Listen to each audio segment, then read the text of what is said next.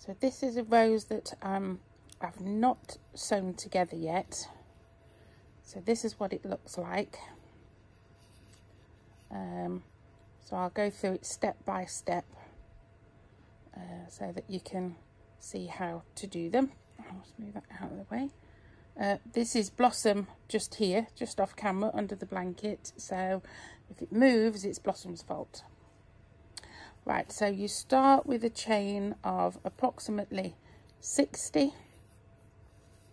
And you can see I've got some loose stitches. And these roses are very forgiving if you don't quite get it right. So to do a chain, you wrap your thread over and pull it through, yarn over, pull through, yarn over, pull through, yarn over, pull through. And the looser you can keep this chain without it looking all holy, the better. But again, it's very forgiving, these roses, if there's any mistakes.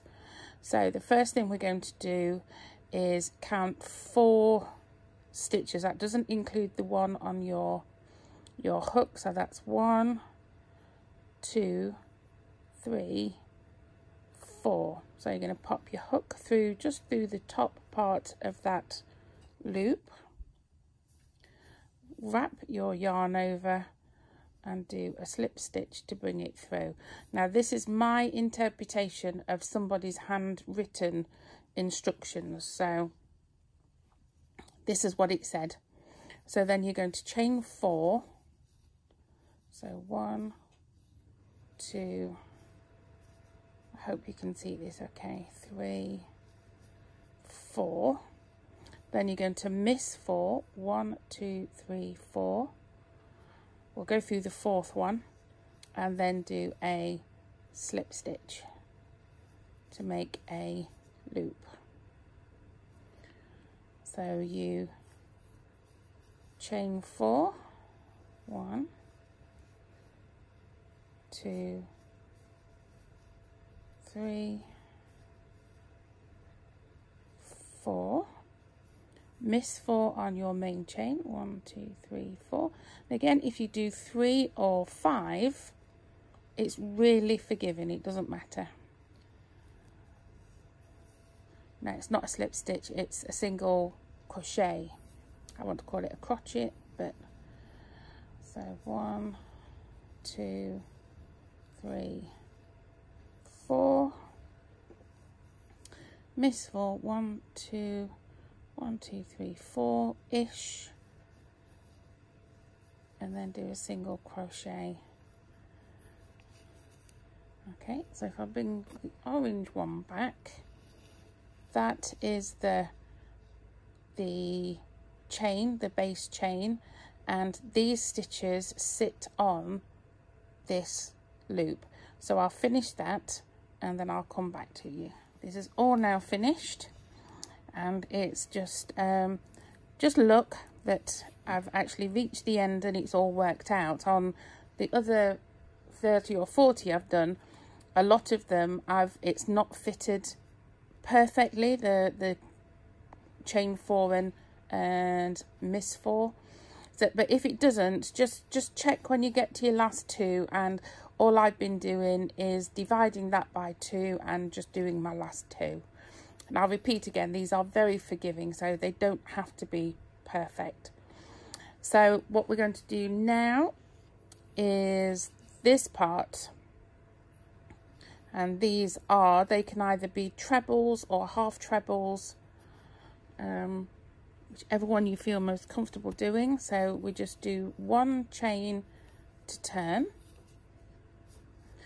And you're going to go actually straight through this loop. So you're not going to go into the stitches, you're going to go straight through the loop. So make sure that your tail is at the bottom and that your bumps are at the top, your curves are at the top. And you're just going to repeat this all the way down now. So you wrap over, go through, yarn over, and then you pull through your 3 stitches. Okay, so yarn over, pull through, yarn over, and pull through. So that's 2.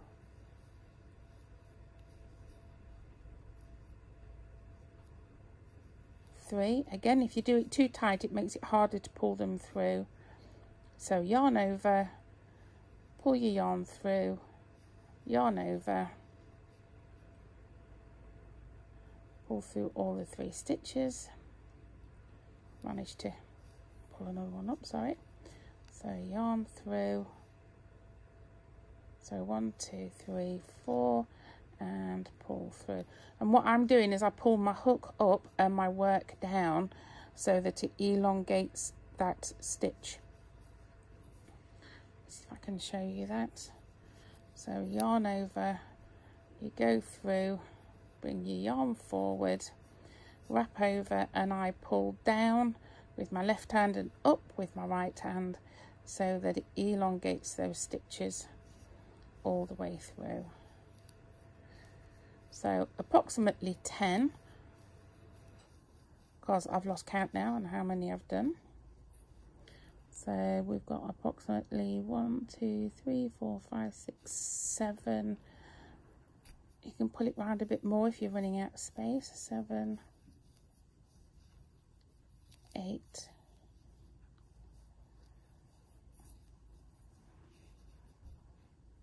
9, 10. And then in the single crochet that you did on the previous row, you're going to do another, no, that's not right, you're going to do another single crochet, and I either go through the loop or just anywhere in there, just to, and I make sure that's nice and tight, and then go through both, and then that just pulls down the end stitches, so you get them a little bit shorter and they grow, and then they come a little bit shorter, and then you repeat again. 10 half trebles, I think they're called. So 1, 2, 3. It's hard doing it at arm's length.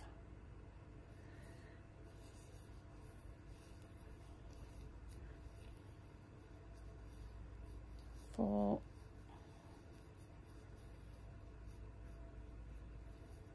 5, 6, 7, 8, 9, 10.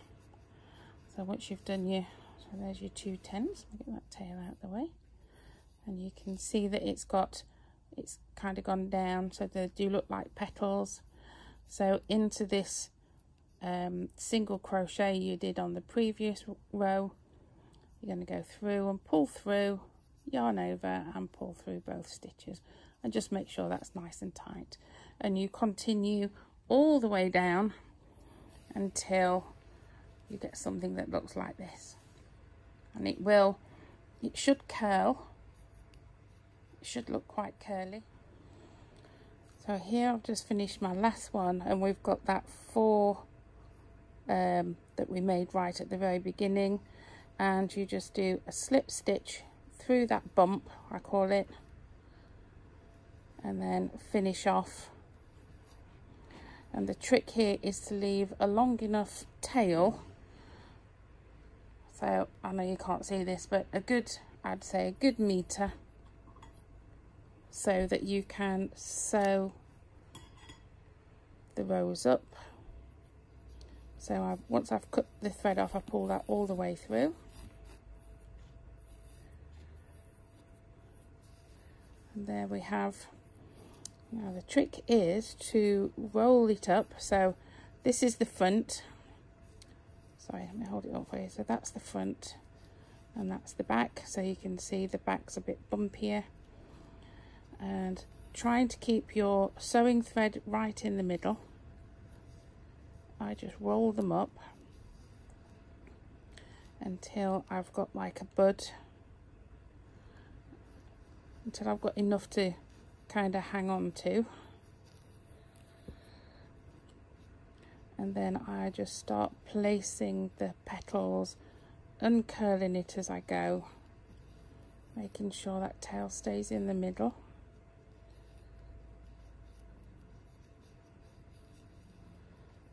Just keep turning it and placing, making sure that your base chain actually gets hidden under the petals.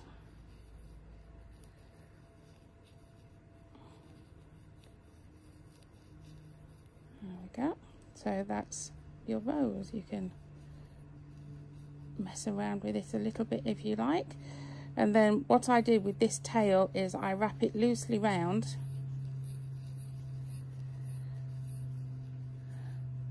and I put it in my bowl until I've got a number of them to do. So I have 4, and then the one that I undid for you. So I've got 5 now ready to sew. The purple one you can see is a lot bigger. It's a little bit bigger because I got carried away. I was listening to something and I got carried away with the chain, so I just filled it in. And some of them are a little bit smaller because I've done a shorter chain. But you can do anywhere between, I do between 50 and 60 stitches on the chain. You can use whatever wool you like, just use the appropriate hook. So this is double knitting with a 4mm hook, and just have fun. But I'll get out a darning needle and show you how to sew them together. Okay, so when I come to sew them together, just very gently on.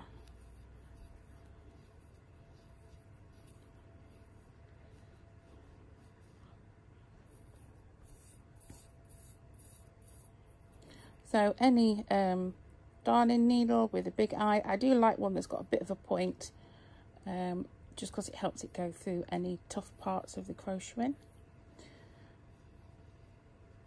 So just give everything a final placement.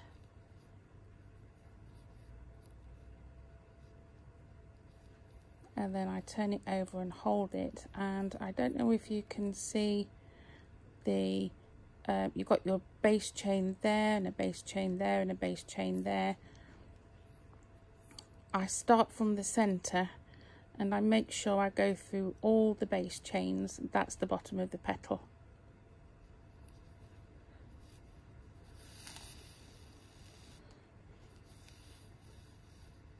Without pulling it too tight because it'll squash it all in. Now if you want, you can go through there and go back again, but I tend to come back this way and go back to the center, and I just go through all the base chains first. Sorry, I feel like all my fingers are getting in the way trying to show you what I'm doing. Okay, so that's starting to hold it in place already, look. And then go back. This is almost just like a tacking stitch. You don't have to be too precise with it.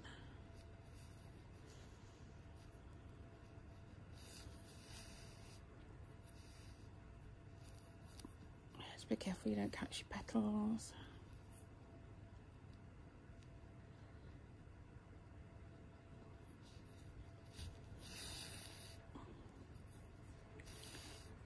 I do hope you can see this okay. And I just catch that end bit.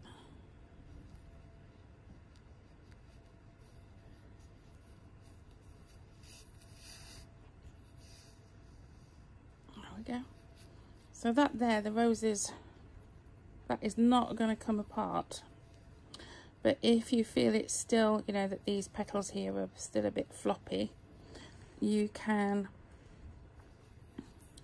I then go through this part here, which is the bottom of the, so this part and this part, I kind of just tack those down as well.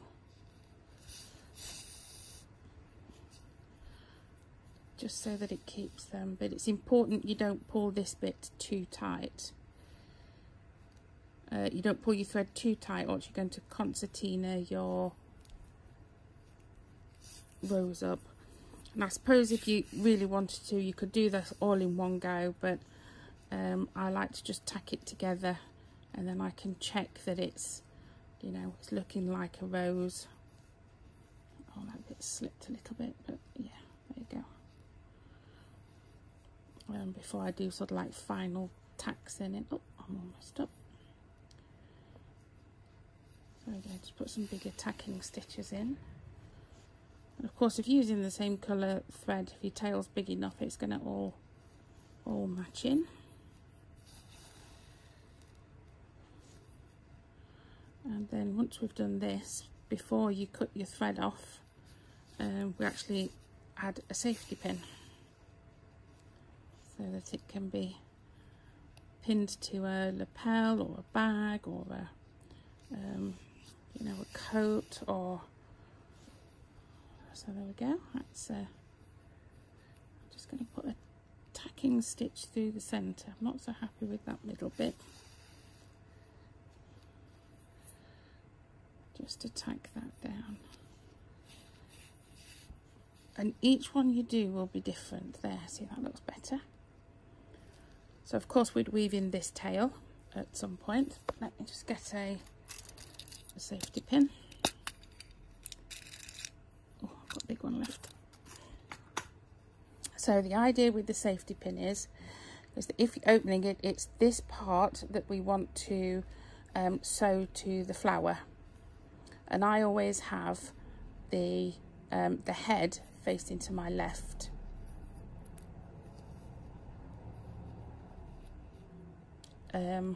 I think just it makes it easier to actually put it on your coat or wherever you're going to put it onto if you're a righty. So sorry if you're a lefty. Oh.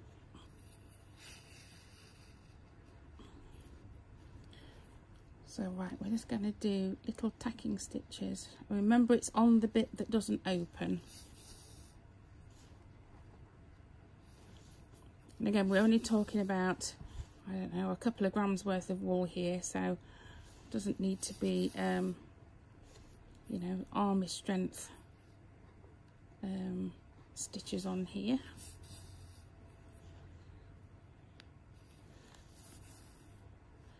And then I just finish off by going through. So my fingers are all in front of the camera. Ooh, there we go. And I do that a couple of times just to finish off.